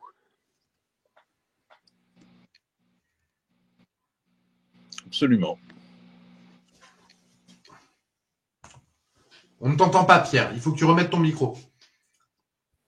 Je disais, pardon, que le courage politique se fait rare et que pour faire ça, il faut du courage. Dites-moi, allez, j'ai quelques questions courtes. Pensez-vous que Donald Trump va réussir à arrêter la guerre? Alors, on a parlé de l'Ukraine tout à l'heure, Israël, il a commencé. Qu'en pensez-vous? Objectif à moyen terme, long terme? Je crois que pour le Moyen-Orient, d'une certaine manière, ça va être plus difficile que pour le dossier ukraino-russe, hein, parce que le Hamas n'est pas du tout totalement éteint, loin de là. D'autre part, il faut bien dire que Netanyahou n'a pas trop envie que tout se calme parce qu'il va se retrouver devant les tribunaux israéliens. Et donc, le chemin de la paix est semé d'embûches là-bas. Hein. Par contre, en Ukraine, je pense que c'est quand même jouable, parce que Trump a besoin d'arrêter cette guerre, mais Poutine a quand même aussi un peu besoin d'arrêter cette guerre. Je pense que s'il ne saisissait pas la main de Trump, je pense que les Russes, il y en a beaucoup qui se poseraient la question, pourquoi continuer à faire tuer des soldats russes? Alors, je ne sais pas s'il va y arriver tout de suite, mais ça va se faire quand même rapidement, l'arrêt de la guerre en Ukraine, je le pense. Je suis en léger désaccord. Je pense qu'en Ukraine, il peut contribuer à la conclusion d'un cessez-le-feu, une solution provisoire à court terme, voire à court moyen terme. Mais sur le long terme, de toute façon, personne d'extérieur ne peut régler ce problème qui est extrêmement complexe, au moins aussi complexe que celui du Proche-Orient. Et que ce problème-là, sa véritable résolution ne sera faite qu'en interne, que par les peuples de la région. Donc, je pense cyniquement qu'il faudra, au final, laisser les peuples de la région le régler. Oui, ou le décider. Ou le décider. Par référendum, par exemple. Mais quelle légitimité? Bien sûr. Voilà. J'ai d'autres questions courtes. Quels seraient les intérêts communs entre la France et les États-Unis? Oui, il faut voir un peu de positif. Alors, sur quoi on pourrait travailler ensemble? On peut Peut-être. travailler ensemble déjà à contenir la Chine économiquement et industriellement, puisque la Chine ne comprend pas qu'elle détruit, ou alors elle le fait sciemment, probablement elle ne comprend pas qu'elle détruit économiquement et industriellement le reste du monde. Hein. Sur les voitures, par exemple, si on la laisse faire, la Chine, sans droit de douane, dans 10 ans, il n'y a plus que des voitures chinoises dans le monde entier, ce qui n'est pas possible. Même l'Inde, qui est en plein développement économique et qui est plus bas que la Chine, a un déficit commercial avec la Chine absolument gigantesque, ce qui posera un problème à l'Inde pour continuer à se développer, si ça continue comme ça. Donc ça, avec les États-Unis, puis peut-être sur quelques autres sujets, j'ai pas d'idée quoi sur ce qu'on peut faire principalement parce que je pense que Trump va pas nous demander notre avis. Mais ponctuellement sur une crise, on peut travailler ensemble, mais je pense que Trump va travailler tout seul. Hein. Ouais, très bien. Vous voulez ajouter quelque chose? Je pense qu'il y a la question de la lutte contre le terrorisme islamiste, mais c'est un terrain extrêmement ambigu parce que les Américains, d'une main, luttent contre le terrorisme islamiste et de l'autre main, l'encouragent et l'instrumentalisent pour affaiblir notamment les Russes, par exemple, et pas seulement. Donc, c'est un terrain extrêmement glissant. Eh oui. Il y a Laurent Ozon qui avait montré des cartes plusieurs fois. Ce qu'ils ont fait au Proche-Orient, de détruire en fait le Proche et Moyen-Orient, une grande partie, ça a fait déplacer 33 millions de personnes et c'est une grosse partie sont partis en Europe. Ils ont eu cette déstabilisation du Proche-Orient a été catastrophique pour l'Europe. Donc, il n'a pas su se défendre, certes, mais c'est quand même les États-Unis qui ont créé ces flux de population gigantesques. Et c'est pas forcément pour les attrister, les États-Unis, en fait. Tout ce qui peut, d'une certaine mesure, affaiblir le compétiteur européen et pas forcément de nature à les attrister. Par contre, c'est ce qui va tuer les États-Unis à force. C'est-à-dire que les autres pays du monde voient qu'être amis des Américains comme les Européens, c'est fatal, comme le disait Kissinger. Je crois que ça s'est énormément vu dans cette crise avec la Russie, avec la coupure des échanges de l'Europe avec la Russie, avec l'explosion de Nord Stream, le gazoduc. Saboté par les Américains. Et c'est très cette façon de jouer le court terme des Américains à chaque fois et d'oublier le long terme finira par leur être fatal. De Gaulle l'avait prévu. Et effectivement, c'est ce qui est en train d'arriver. La crise de confiance envers les États-Unis. Ouais. D'ailleurs, propager l'information comme quoi c'est les Américains qui ont fait sauter Nord Stream, parce que je remarque qu'il y a très très peu de gens en dehors des milieux initiés qui ont compris ça. Hein. Il y en a très peu. Et si c'était porté à la connaissance d'un large public en France, en Allemagne, dans tous les pays d'Europe, cette histoire de sabotage de Nord Stream par les Américains, ça aurait un impact psychologique, à mon avis, qui serait énorme.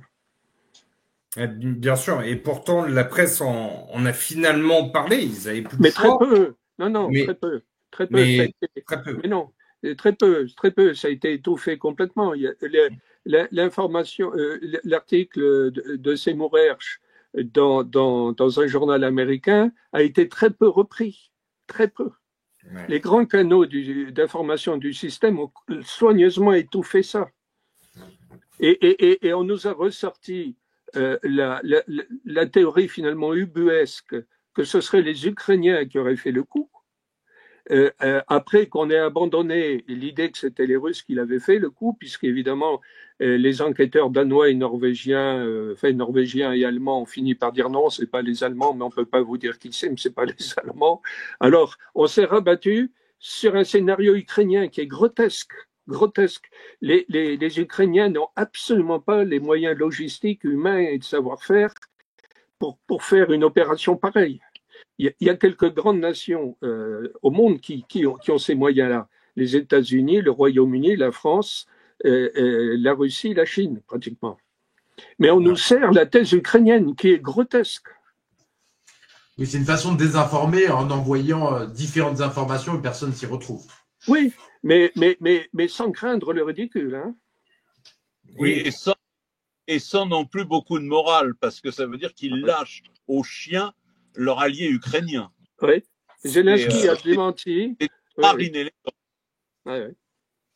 Zelensky a démenti à plusieurs reprises la thèse ukrainienne, évidemment, mais le pauvre Zelensky, évidemment, il n'est pas en position de défier l'ami américain, de toute façon. Hein. Ce sera le mot de la fin. Merci beaucoup, messieurs. On arrive, on s'était fixé 1 heure, on essaye de respecter le timing. Donc, on arrive à la fin de cette émission. Je voulais vraiment vous remercier chaleureusement d'avoir partagé vos analyses et vos réflexions. Je veux remercier aussi Mathieu qui a organisé ce direct.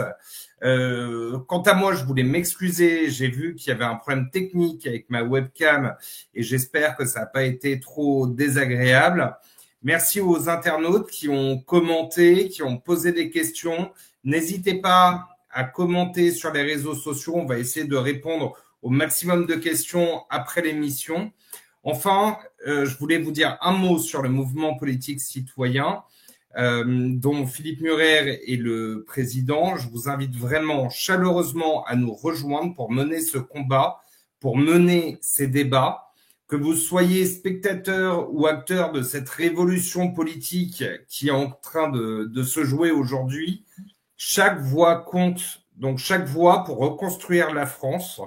On a besoin de vous, de votre aide, de votre contribution, de votre participation. C'est vous qui nous permettez d'agir.